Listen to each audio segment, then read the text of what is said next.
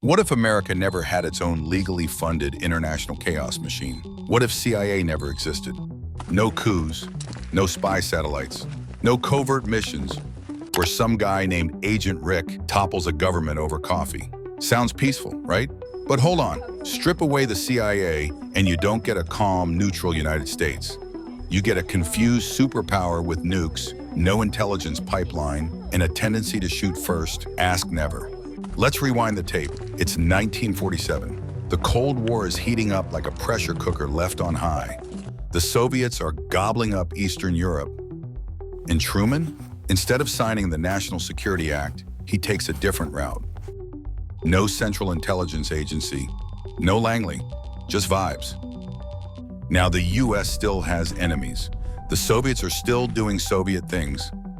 But instead of a centralized brain connecting global intel, America's relying on a mix of military gossip and whatever the State Department can eavesdrop on between cocktail parties in Paris. In short, the US is flying blind.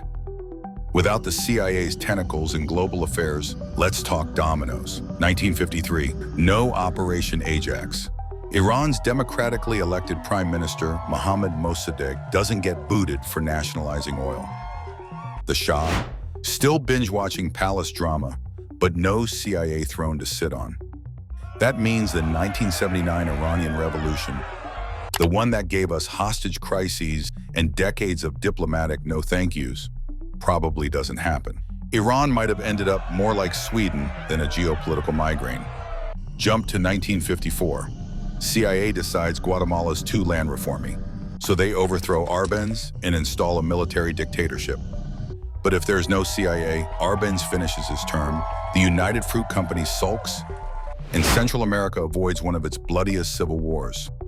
No CIA also means no training of future dictators and death squads. Suddenly, Latin America looks a lot less like the Cold War's punching bag and more like, well, a continent trying to mind its own business. And then there's Cuba. Oh boy, no CIA means no Bay of Pigs invasion, no endless assassination attempts on Castro involving exploding cigars or poisoned wetsuits. Seriously, it was less a spy agency and more a Wile E. Coyote cartoon with a federal budget.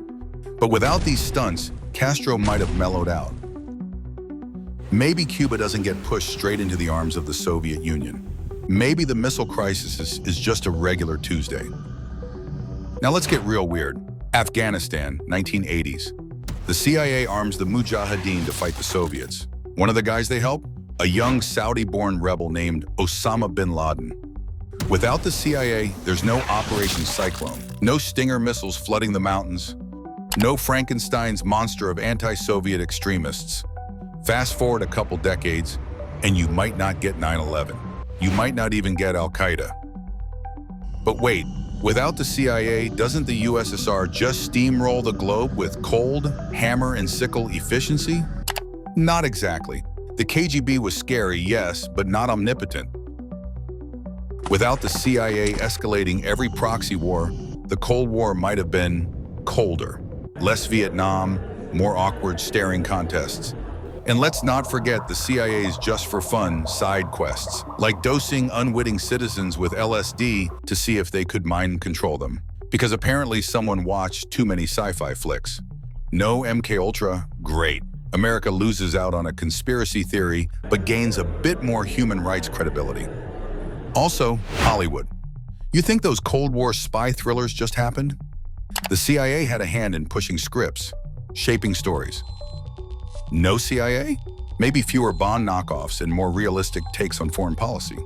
Maybe Jason Bourne becomes Jason Bureaucrat, mild-mannered analyst. But here's the twist. Without the CIA, the US doesn't become less involved in global affairs. It just becomes dumber about it.